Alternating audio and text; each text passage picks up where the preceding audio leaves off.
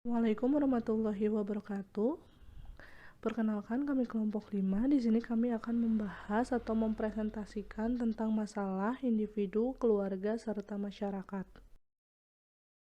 Di kelompok 5 ini ada 4 orang. Ada saya, Adenia Islamai Balfas, ada Fikri Haika, ada Gilang Gumelar, dan ada Hartini Sukmadewi. Untuk pendahuluan akan dibacakan oleh Gilang. Pendahuluan. Sebagai seorang manusia, kita mengetahui bahwa Allah Subhanahu wa taala menciptakan makhluk-makhluknya untuk saling membantu. Oleh karena itu, kami mencoba untuk mengingatkan kembali akan pentingnya bermasyarakat atau bersosialisasi. Karena pada dasarnya manusia merupakan makhluk sosial.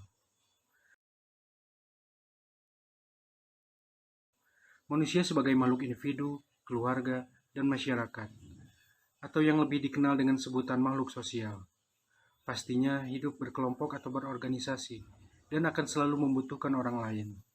Masyarakat merupakan wadah berkumpulnya individu-individu yang hidup secara sosial dan bermasyarakat, terdiri dari saya, Anda, dan mereka, yang memiliki keinginan hidup bersama. Kita sebagai makhluk sosial harus paham dan menyadari tentang tugas dan kewajibannya dalam setiap tatanan kehidupan berkelompok atau bermasyarakat dalam sistem sosial yang ada. Kasus di lingkungan keluarga. Contoh kasus yang kelompok kami ambil tersebar di seluruh kecamatan Garut Kota Kabupaten Garut. Dari lingkungan keluarga adalah banyaknya remaja yang kabur dari rumah dan hidup terlantar di jalan. Kemudian mereka menjadi anak pang, banyak juga yang menjadi pengamen, serta maupun jadi badut boneka. Setelah kami analisis, ternyata penyebabnya ada kedua kemungkinan. Yang pertama, dikarenakan kurangnya kasih sayang dari kedua orang tua yang terkadang terlalu memaksakan kehendak ataupun keinginan terhadap anaknya, membanding-bandingkan anaknya dengan saudara kandungnya maupun tetangga dari perihal pendidikan, attitude, serta pekerjaan. Yang kedua adalah tuntutan dari kedua orang tua untuk memenuhi kebutuhan perekonomian mereka yang disebabkan karena kemiskinan yang melanda. Contoh kasus individu. Salah satu contoh kasus yang kelompok kami ambil dari lingkungan tempat bekerja kami. Misalnya, rekan kerja iri terhadap kemampuan orang lain dalam bekerja sehingga mendapat beberapa penghargaan dari atasannya. Orang yang memiliki ciri tersebut akan cenderung dan membenci atau melakukan berbagai cara untuk dapat menjatuhkan lawannya, dan mereka yang selalu iri terhadap orang lain merasa tidak ada bola yang melebihi dirinya dan orang lain harus tetap di bawah atau di belakang kemampuannya. Individu adalah merupakan unit kecil untuk pembentukan masyarakat. Kata individu berasal dari kata Latin yang independum, berarti yang tak terbagi. Jadi merupakan suatu sebutan yang dapat dipakai untuk menyatakan suatu kesatuan kecil dan terbatas. Dalam ilmu sosial, individu berarti juga bagian terkecil dari kelompok masyarakat yang tidak dapat dipisahkan lagi menjadi bagian yang lebih kecil. Walaupun secara umum manusia itu memiliki paragraf fisik yang sama, tetapi jika diperhatikan lebih detail maka akan terdapat perbedaan, yaitu bentuk, ukuran, dan sifat.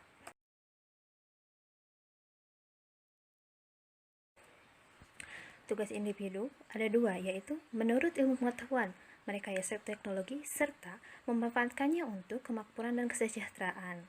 Kesadaran tersebut mendorongnya untuk terus belajar. Proses belajar ilmiah yang dapat diartikan sebagai proses perubahan sikap dan perilaku dapat dengan mendapatkan pengalaman serta pelatihan.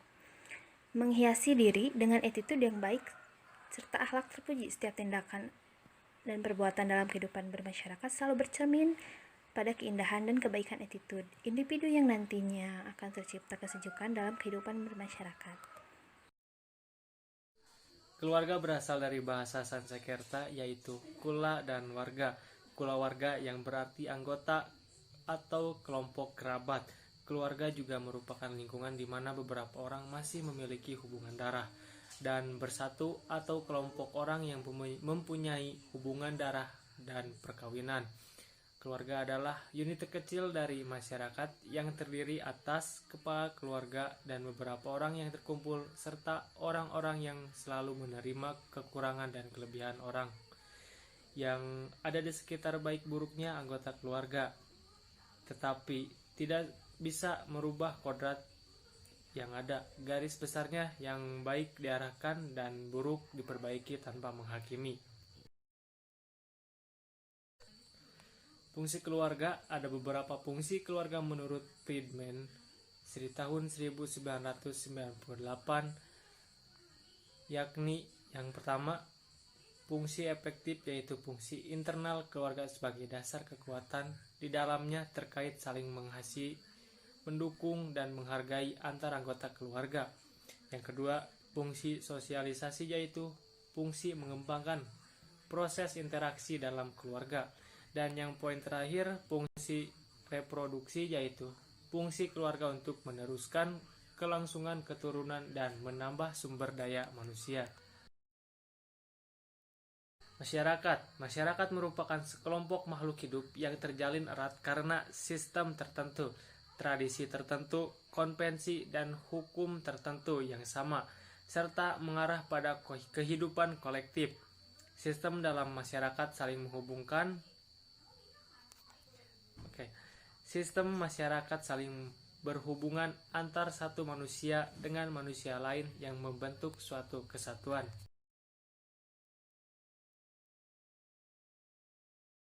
Tugas manusia sebagai masyarakat. Yang pertama, harus saling tolong-menolong dan membantu dalam kebaikan.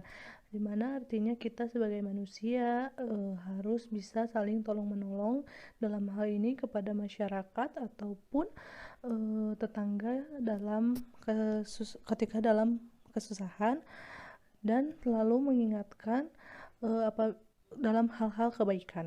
Yang kedua, ikut meringankan beban kesulitan orang lain. Misalnya, kalau tetangga kita sedang terkena musibah, hendaklah kita harus saling membantu.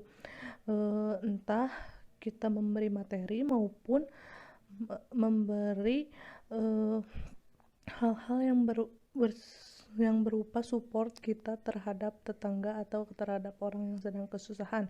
Yang ketiga, menjaga dan memelihara keamanan, ketentraman lingkungan dan masyarakat. Dalam hal ini kita sebagai manusia harus saling memelihara keamanan, di mana di lingkungan tempat kita tinggal kita harus memelihara keamanan kita supaya terhindar dari hal-hal yang tidak diinginkan, maupun misalnya dari maling gitu kan. Terus yang keempat, menghindari perkataan atau tindakan yang menyakiti hati orang lain. Nah, yang keempat ini kita harus bisa menjaga lisan kita supaya tidak berbicara buruk tentang orang lain dan tidak menyakiti orang lain. Hubungan antara individu, keluarga, serta masyarakat. Tentu saja dalam kehidupan ini aspek individu, keluarga, serta masyarakat tidak dapat dipisahkan lagi. Di mana tidak akan ada keluarga serta masyarakat jika tidak ada individu. Untuk mengembangkan eksistensinya sebagai manusia, individu memerlukan keluarga serta masyarakat sebagai wadah di mana dia mengekspresikan semua aspek-aspek sosialnya, serta menumbuh kembangkan perilakunya. Tidak dapat dipungkiri lagi bahwa perilaku sosial individu akan sangat bergantung kepada keluarga dan masyarakat. Masalah-masalah yang sering dihadapi di individu, keluarga maupun masyarakat. Yang pertama, ada masalah yang sering dihadapi oleh individu. Di poin pertamanya ada kriminalitas. Tingginya tingkat pengangguran di Indonesia dan tuntutan untuk terus bertahan hidup, tak jarang oknum-oknum tertentu melakukan hal-hal nekat yang tidak diinginkan, seperti kriminalitas. Kriminalitas ini dilakukan untuk terus bertahan hidup dan memenuhi kebutuhan hidupnya dan keluarganya. Nah, kriminalitas itu sendiri sebenarnya tidak hanya dipengaruhi oleh pengangguran ataupun tidak memiliki pekerjaan, tetapi bisa jadi manusia itu memiliki kegangguan kesehatan mental seperti psikopat. Yang kedua ada kesehatan mental. Di Indonesia sendiri banyak anak muda atau kaum milenial itu tidak peka terhadap kesehatan mentalnya sendiri, di mana kesehatan mental ini itu sebenarnya sangat penting, dan di Indonesia sendiri kesehatan mental itu masih dianggap tabu dan orang-orang yang mengidap gangguan kesehatan mental itu sering dianggap gila. Padahal gangguan kesehatan mental ini atau orang-orang yang mengidap gangguan kesehatan mental ini sebenarnya belum tentu gila, bisa jadi mereka stres, trauma, depresi terhadap masalah-masalah yang sering terjadi di hidupnya. Nah, bagi kita sebenarnya untuk menghadapi orang-orang yang memiliki gangguan kesehatan mental ini nggak perlu dibully ataupun dianggap rendah, karena sebenarnya mereka itu tidak gila. Kita bisa memberikan telinga kita untuk menjadi pendengar yang baik bagi mereka-mereka yang stres dan depresi. Kalau misalkan orang itu atau yang mengidap penyakit gangguan mental itu tidak percaya pada kita bisa sarankan mereka untuk pergi ke psikiater maupun psikolog. Yang ketiga ada iri dalam relasi sosial. Nah, iri dalam relasi sosial ini sebenarnya adalah emosi negatif yang kita punya terhadap orang lain. Nah, makanya iri ini bisa terjadi di antara sesama teman maupun rekan kerja atas pencapaian atau iri terhadap hidupnya dengan segala yang mereka punya. Iri ini dapat membuat kita dan teman kita atau orang lain bisa jadi relasi kita atau hubungan kita itu menjadi buruk. Bahkan yang paling buruk, kita bisa bermusuhan dengan orang lain. Selanjutnya ada masalah yang sering terjadi di keluarga, seperti perbedaan pendapat. Nah, kita sebagai anak dan orang tua sering sekali bergesekan dan sering terjadi perbedaan pendapat, di mana terkadang keinginan anak itu tidak didengarkan oleh orang tua, dan ini bisa menimbulkan kekecewaan seorang anak terhadap orang tuanya itu sendiri. Yang kedua ada KDRT. Nah, KDRT ini sering terjadi di masyarakat Indonesia. KDRT itu bisa dialami oleh istri kepada suami, bisa dialami suami terhadap istri maupun orang tua terhadap anak. Bagi mereka yang pernah mengalami KDRT, tentu saja akan timbul rasa trauma dan bisa jadi mereka atau anak mereka yang mengalami KDRT itu akan mengulangi kesalahan yang sama di masa yang akan datang ketika mereka berumah tangga. Yang ketiga ada masalah keuangan. Masalah keuangan ini sering dihadapi oleh pasangan suami istri, di mana ketika kita sebelum menikah dengan pasangan kita, tentu saja setelah menikah akan terjadi perbedaan dalam mengatur keuangan di rumah tangga, dan itu bisa menjadi masalah di dalam keluarga. Sekarang ada masalah-masalah yang sering terjadi di masyarakat, seperti kemiskinan. Nah, karena kita sekarang di zaman sekarang itu sangat sulit untuk mendapatkan pekerjaan, ditambah lagi dengan pandemik virus COVID-19 yang membuat semakin banyaknya tingkat pengangguran yang tinggi, maka tak jarang orang-orang yang pernah memiliki pekerjaan itu bisa terpental ke dalam jurang kemiskinan. Sebenarnya kemiskinan itu sudah menjadi masalah yang mengakar di Indonesia. Yang kedua ada pendidikan yang rendah. Nah, selain kemiskinan, pendidikan yang rendah juga sudah menjadi masalah yang mengakar di Indonesia, di mana dengan pendidikan yang rendah bisa timbul beberapa masalah sosial lainnya seperti pengangguran dan juga menciptakan orang-orang yang kurang berpengetahuan.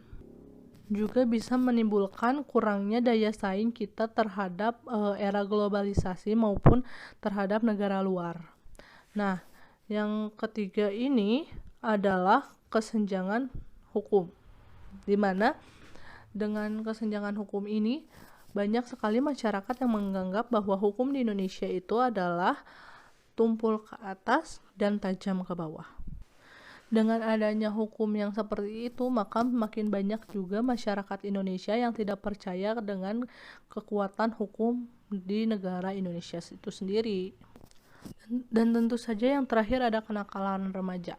Nah, kenakalan remaja ini diakibatkan mungkin karena yang pertama itu kurangnya kasih sayang dan perhatian dari orang tua, yang membuat si anak itu menjadi bebas melakukan apapun dan mencari kebahagiaannya di luar rumah, karena mereka menganggap bahwa orang tuanya itu cuek dan tidak sayang lagi terhadap mereka.